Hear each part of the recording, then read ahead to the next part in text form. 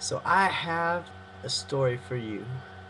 Um, Friday night, I went home and I was hanging out with my parents and, catching up with them anyways, just sitting there playing piano a little bit. And I looked out the window and we live way out deep country in small town Shiner, Texas. Uh, and we don't, it was 11 at night. We don't usually see people coming up our driveway. So I thought that was a little unusual. But anyways, so I kind of watched them a little bit, and then about halfway up our driveway, the car stopped and then cut their headlights off. And I was like, that's really weird. And then I could see the little lights on the side of the car, and they just stood there. So the car just sat there for about 30 seconds or so, and I was like, that's weird.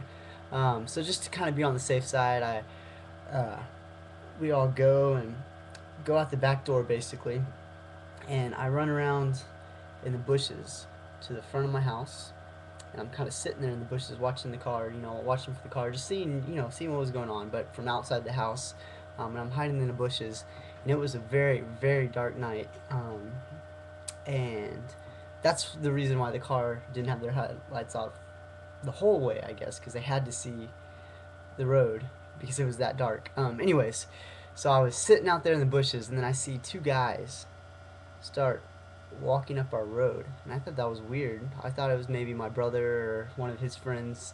They just came in to kind of surprise us for the weekend. So I just kind of watched them.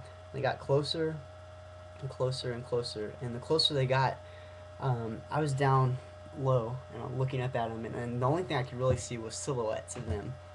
And so I saw their silhouette, but then I could make out that they both had guns.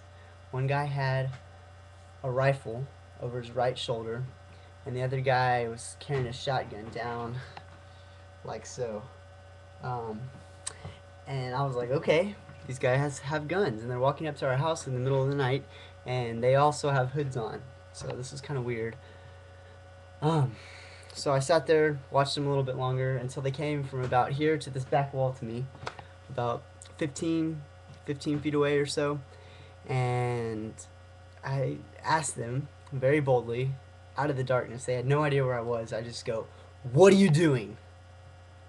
And one surprised them. One guy dropped a little four-letter word, and the other guy kind of thought for a second, and then he goes, "Looking for the party." Uh, looking for the party, eh? Anyways, my response was, "There's no party here. Turn around." And they did. They turned around and started walking right back up our road. Um, and uh, obviously, there was no party at our house. Our lights were on. There were no cars in front. And we live at the end of a 1 mile driveway. They knew what they were doing. Um, and I just kind of thank God that everyone was safe, and it all worked out well. But like, anyways, after a while, I ran back inside. Dad ran behind me. We went and both got guns. We locked all the doors, called the police. I was on the phone with the police. Dad went back outside to kind of just make sure they didn't come back. So a police officer shows up at our house, uh, and he's out there spotlighting to try to find him because he knows they're out in the woods somewhere. So he's spotlighting trying to find him, and he sees my dad on the side of the house, pulls out his tactical shotgun with the light on it, and he goes, "Who are you? Who are you?" And my dad goes, "I'm the landowner. I'm the landowner." Because he has a gun in his hands. And I opened the door and I said, "He's the landowner. He's the landowner." So, needless to say, 4 cop cars showed up a little bit later. They all had infrared scanners. They went kind of to search of our property, just make sure that the guys weren't still there. But it all worked out fine. Everyone was safe. But two guys with guns snuck up to our house in the middle of the night. Praise God it worked out the way it did. How about that for a story?